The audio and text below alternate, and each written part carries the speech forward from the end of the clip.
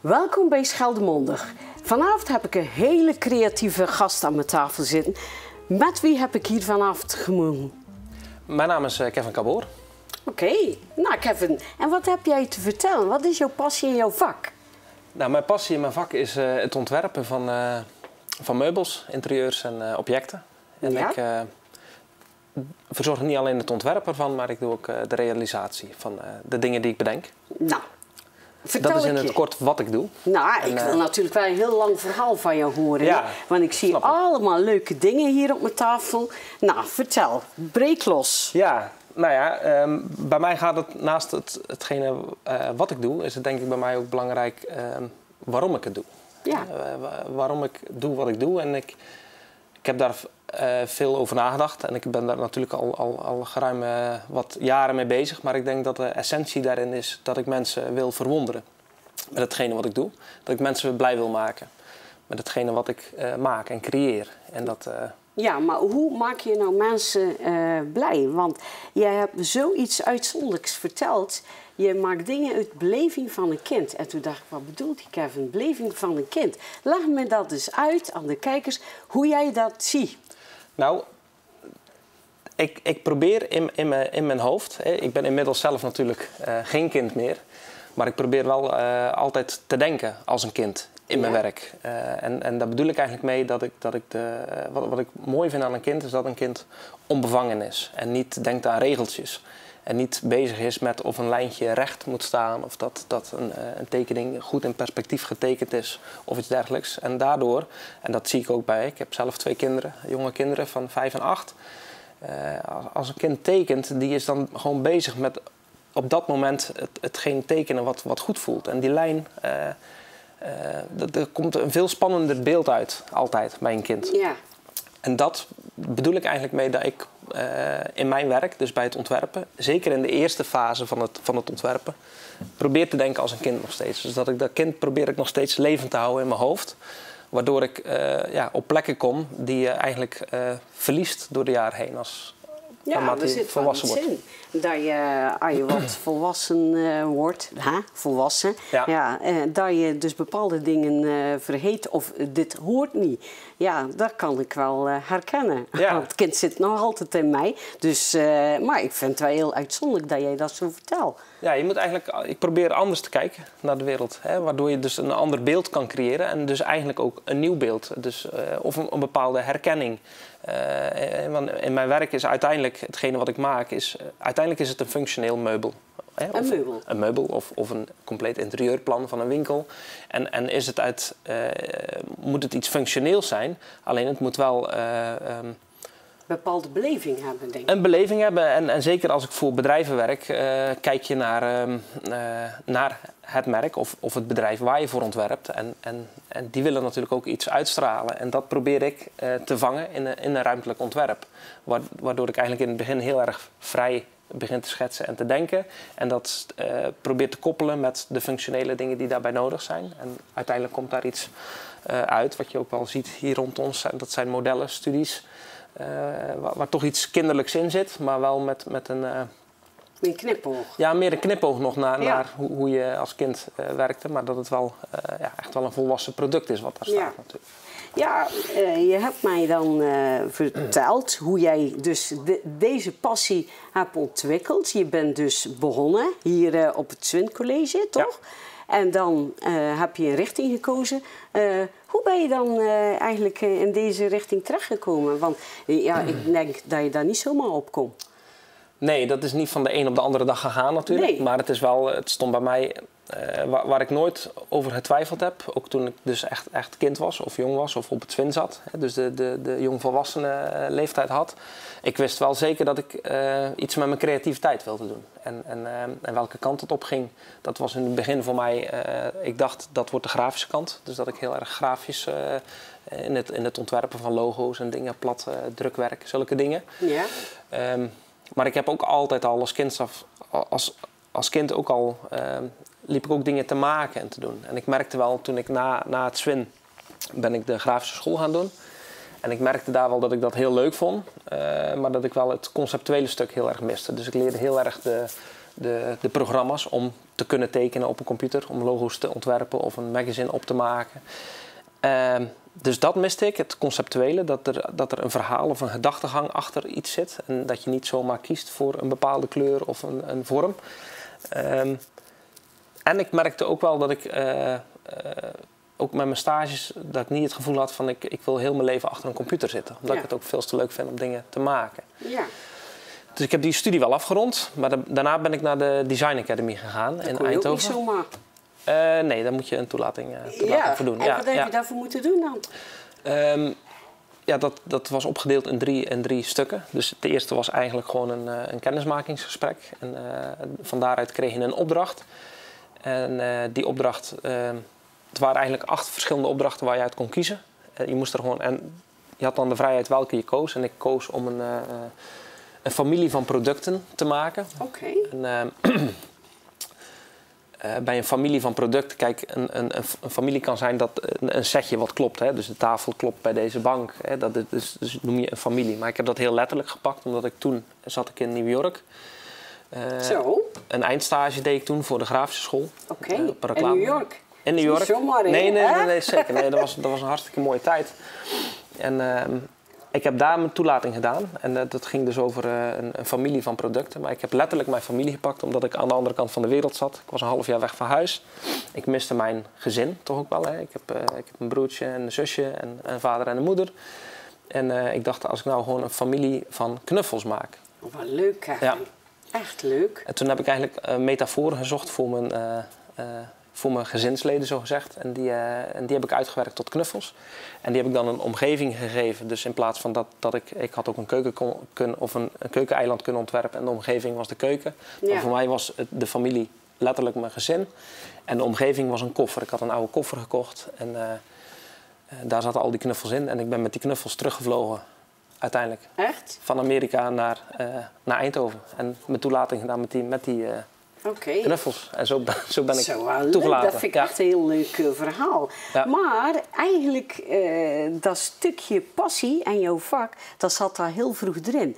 Maar je hebt mij verteld, vertel eens Ridder en Clown. Want dat vond ik zo'n boeiend verhaal. Ja. En ik weet bijna zeker dat de kijkers dit ook heel leuk vinden. Ja, Ridder en Clown, dat is een bedrijf geweest, ook van mij en een vriend van mij, na het afstuderen dus dan gaan we eigenlijk een stapje verder. De Design Academy heb ik afgerond. En daarna ben ik ik woonde toen in Eindhoven en ik ben daar een bedrijf gestart met een vriend van mij die ook, we hebben samen die studie beleefd, elkaar daar ook leren kennen en we matchten gewoon heel goed op het gebied van dingen samen bedenken en maken. En ons plan was om na de academie een bedrijf te starten. En het moment was daar en we moesten natuurlijk een naam hebben voor ons bedrijf. Dus toen vroeg ik aan Thijs, zo heet die vriend van mij, wat wilde jij eigenlijk worden als je later groot was? Als dat aan je gevraagd werd als je een kind was. En hij wilde altijd ridder worden. En ik wilde altijd, ik zei altijd dat ik clown wilde worden. Dus toen zei ik van laten we dan ons bedrijf Ridder en Clown noemen. Want dan zijn we toch geworden wie we wilden zijn als kind. En het blijft mooi hangen bij de mensen. En het vertelt eigenlijk ook precies het verhaal hoe ik nu nog steeds werk. Is dat ik vanuit het dromerige beeld van een kind denk. En dat alles kan. Dat je een clown kan worden en een ridder. En dat iets die kleur of die vorm kan hebben. Omdat dat klopt bij dat je beleving echt kan uiten in het dagelijks leven. Dat echt jouw vak horen. En ik moet eerlijk zeggen, toen jij dat vertelde, dan denk ik van, goh, wat leuk. Ja, daar zit veel meer achter. Want ik dacht, nou ja, Kevin, dat is een timmerman. Maar toen jij me dat verhaal... Ik heb 2 uur met jou zitten praten, hè? Dat klopt. 2 uur. Ja. En dan ik ben geen timmerman. Je bent geen timmerman. Nee. Maar kan jij eens vertellen wat het verschil is tussen jouw vak dan of een hamer en een spijker? Nou, ik denk dat mijn kracht is dat ik ook goed timmeren kan. Hè? Want een timmerman dat is een prachtig beroep. Daar heb ik heel veel respect voor. Alleen een timmerman is wel iemand die uitvoerend werkt. Hè? Dus die een opdracht krijgt. En een timmerman is eigenlijk, die werkt natuurlijk in verbouwingen. En dan heb je de meubelmaker, die is veel preciezer. Die zit echt puur op de meubels. En ik heb me dat wel eigen gemaakt, het meubelmaken en het timmeren. Maar dat is ook uit noodzaak geboren, omdat ik altijd dingen in mijn hoofd heb die er niet zijn of nog niet zijn. En dat ik dat heel moeilijk vind, omdat dat gaat steeds beter. En zeker, dat is nu mijn werk. Ik kan het heel goed. Ja. Ik moet het eerst in het klein maken bijvoorbeeld. Niet in klein, maar in het klein. Nou, je begint met schetsen. Ja. Net als wat ik hier zie, dan denk ik, ik heb dit gezien. Ja. En dan denk ik, jij schetst. Ja, ik begin altijd op papier. Met potlood en pen. En anders kan ik het ook niet. Nee, en dan komt het op papier. Ja. Maar dan moet je het gaan uitwerken. Ja, het is eigenlijk, ik probeer gewoon mijn gedachtegang die in mijn hoofd zit, over te zetten op een schetsje. Het schetsen gaat gewoon snel, weet je wel. Je kan een foutje maken, of eigenlijk geen foutje maken. Schetsen is het is eigenlijk ook vaak altijd al meteen met een stift. Omdat dan, je zegt je er eigen toe van, oké, dit wordt de lijn. En dan kom je tot andere beelden dan dat je misschien in de eerste instantie, hoe je het eerst in je hoofd had. Wat heb je hier gemaakt? Dit is een stoel. Uiteindelijk is het een stoel. Ja. En er zit iets achter. Ja, er zit een verhaal achter. Ik heb die in de eerste instantie een aantal jaar geleden, of dat is al best wel even terug, ik zie 2017 staan. Okay. Voor een Zeeuws magazine, E-magazine heet dat. Mocht ik de cover ontwerpen. En de enige vereiste was eigenlijk dat er een Zeeuws meisje op die cover moest staan. En aan mij de eer om eigenlijk het Zeeuws meisje te bedenken. En je wil dan natuurlijk een beeld neerzetten op die cover dat daaraan voldoet, maar ook eigenlijk heel jouw verhaal als wie jij bent als ontwerper, dat ook alles in één object vastgepakt wordt. Dus toen ben ik gaan denken, en als ik bij een Zeeuws meisje denk je natuurlijk aan de klederdracht, aan de kap, aan de spiegels, aan de jurk, aan de koraalrood. En de enige die ik ook niet bewust, maar er is een foto van mij, niet bij mijn grootmoeder, maar bij mijn overgrootmoeder. Dus eigenlijk de oma van mijn vader. Die was nog in leven toen ik net geboren was. Dus er is een foto van mij als babytje bij haar op schoot. Ja. Bij Opel. En zij in Zeeuwse klederdracht. En dat is natuurlijk een foto die ken ik goed. Omdat ik dat een heel mooi beeld vind. En dat is eigenlijk ook het beeld wat dan als eerste in mij opkwam bij een Zeeuws meisje. En ik dacht, hoe mooi zou het zijn als ik nog eens bij het Zeeuws meisje op schoot kon zitten. Dat vind ik zo mooi, hè? Hoe kom je erop? Zo gaat mijn die hoofd, creatieve geest van jou. Dan denk ik, dat is me zo blijven hangen. Dat jij dat vertelde tegen mij. En toen ik jouw stoel zag, dan denk ik van, ik zat bij oma op schoot en ik wil nog één keer op die stoel zitten. Ja. En ik heb dan de stoel uiteindelijk ook Saar genoemd, naar mijn dochter. Saar, leuk. Mijn dochter heet Saar, dus dan is het cirkeltje voor mij weer rond. En het is dan, ik heb hier ook, of is dat makkelijk om die even te laten zien? Dan hebben mensen ook een beeld, toch? Van, kijk, daar is het Zeeuws meisje. Zo? Ja, kom maar. Wel leuk zeg. Dus het is natuurlijk een stoel met een verhaal. Hè. Het is niet een stoel waar je er 4 van naar je eettafel zet. Maar nee, het is meer ik vind het een heel bijzonder object om in je kamer te hebben. Dat vind ik heel... het is meer een kunstobject, maar het is wel een functioneel zitmeubel. En je kan er gewoon lekker op zitten. De zitting, de knopen erin suggereert dat het een gezicht is. Terwijl het eigenlijk gewoon een kussen is. Maar dat speelt dus weer met wat zie je in iets. En ik zie altijd overal karakter in en ik probeer dat soms aan te dikken. En de kleuren natuurlijk, verlichting. De Zeeuwse kap heb ik heel erg grafisch. Ja, die verlichting, dat is ook zo bijzonder. Ja. Hoe kom je erop? Dus ik ben er eigenlijk nog een beetje elektricien ook. Mijn vader is elektricien. Hè? Dus, dat heb ik een stukje meegekregen natuurlijk. Ik weet een verhaal van jou dat jij ooit iets gemaakt hebt voor de KLM, maar jij maakt zulke mooie dingen. Heb je dan nooit dat jouw stempel daarop gaat en dat je zegt, kijk, dit is van Kevin Kaboor en dit mag niemand maken of namaken? Nou ja, dat is een grote droom, want ik werk natuurlijk voornamelijk in opdracht. Ik werk veel voor particulieren. Waar ik maatwerk voor verzorg en voor bedrijven waar ik exclusieve meubels voor ontwerp en bedenk die in de zaak passen. Maar los daarvan zou ik natuurlijk heel graag ook een eigen collectie meubels willen hebben. Waar de naam Kaboor gaat voelen ook als een merk, als een meubelmerk. Dat mensen weten van dat is een Kaboor. En dus dat kan op verschillende manieren. Dat kan je helemaal zelf op gaan zetten. Of je kan je gaan binden, hè, met een merk, met een meubelmerk. Of op gesprek gaan en kijken of je dus met die naam je kan koppelen aan een label. Ja. Dat is... Maar bijvoorbeeld, net als nu de Studio Job. Ik denk, waar heb je het over? Studio Job.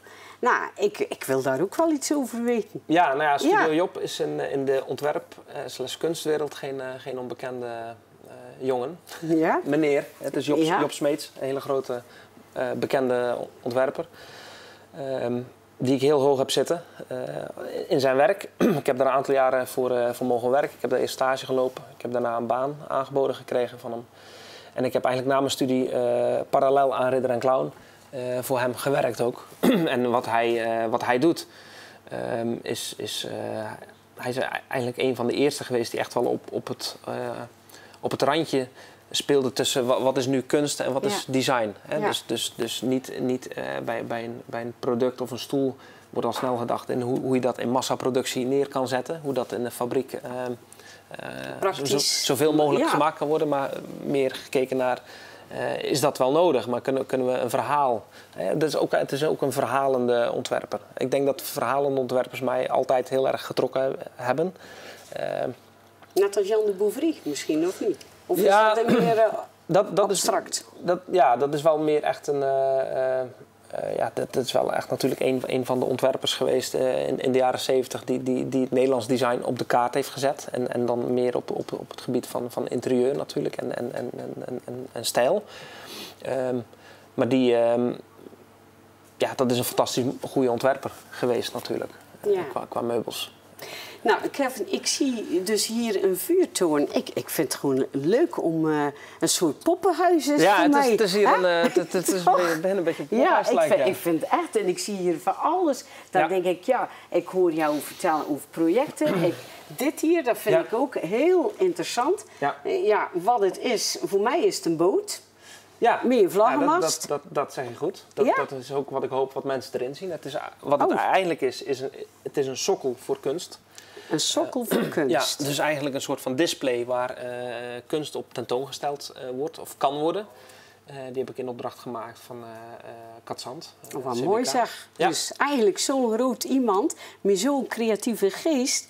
En jouw producten zijn hier ook te bewonderen. Zeker. En dat vind ik gewoon hartstikke leuk om te zien. Ja, en dat begint ook weer met een schets. Hè. Dat is hetzelfde. Ik weet niet of je het zo kan zien. Of dat ik het dit is eigenlijk weer de manier... kleurpotloden nodig, denk ik. Zeker. Ik kan geen kleurpotlood genoeg hebben.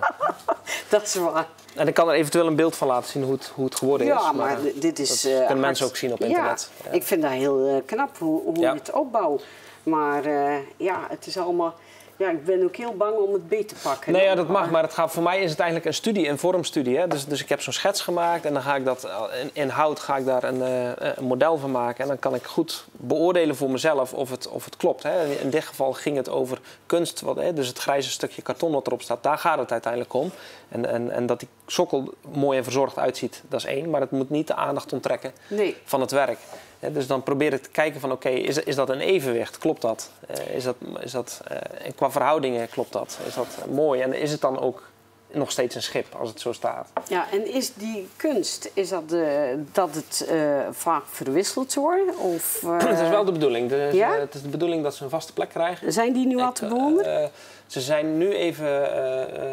staan nu even binnen. Ja? Of tenminste, ze staan voor Paras Concepts in Katzandbad. Maar het werk is even naar binnen gehaald voor de winter. Voor de winter. Slechte weer. Het staat eigenlijk al... Ja, het staat buiten. Het heeft, voor Leef Katzand, voor dat evenement, heeft het een weekend lang echt op het Duinplein gestaan. Echt voor het strandhotel. Nu staat het dan voor Paras Concepts. Maar de bedoeling is dat ze eigenlijk, het zijn er nu 6, dat ze allemaal een verschillende plek krijgen in Katzandbad. En dat het werk om de zoveel tijd, en ik weet niet of dat om het half jaar is of om de 2 maanden, dat moet denk ik ook nog besloten worden, maar dat het werk wisselt. Dus dat er ene keer een fotograaf zijn werk daarop mag neerzetten en de andere keer een kunstenares. Dat is de bedoeling. Hartstikke mooi. Ja, supermooi. Hey Kevin, jij vertelt nu zoveel, ik heb zoveel dingetjes gezien. Hoe kunnen we jou vinden? Jij kan mij vinden online natuurlijk, op internet, op kaboor.nl en op mijn Instagram, Kaboor Ontwerpstudio, Facebook. En als je me live wilt vinden, dan is dat in Oostburg, in de oude stad. En daar staat de deur eigenlijk altijd open. Heel mooi atelier. Ja. Ik keek mijn ogen uit. Ik zag van alles dat ik dacht, skateboard, een basketbal. Ja, dat heb ik heel bewust gedaan. Ik zie mijn werkplaats echt als mijn speelplaats. Dus echt een speelplaats zoals je die als kind, zoals je het schoolplein. Dus daar heb je ook weer dat gevoel. Het is denk ik ook een beetje voor mezelf dat ik me als kind, als kleinkind op lagere school, maar ook op de middelbare school, ik heb me altijd heel erg vrij gevoeld. Ik heb een hele fijne jeugd gehad. En ik heb altijd leuke dingen gedaan. Of ik heb altijd gedaan wat ik leuk vond. En dat was één ding daarvan was skaten ook. Ja. En basketballen vond ik leuk om te doen. Ook al ben ik geen grote jongen. Nee.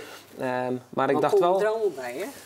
Precies, uiteindelijk wel. En ik dacht, ik moet een paar elementen uit die tijd, waar ik me heel erg vrij voelde, wil ik als reminder zeg maar, om mij heen hebben in mijn werkplaats. Dus ik heb een basket gemaakt van hout, ook weer op dezelfde stijl. En dan nog een klassieke basket erop en een lichtbak van mij met trucks van mijn skateboard eronder.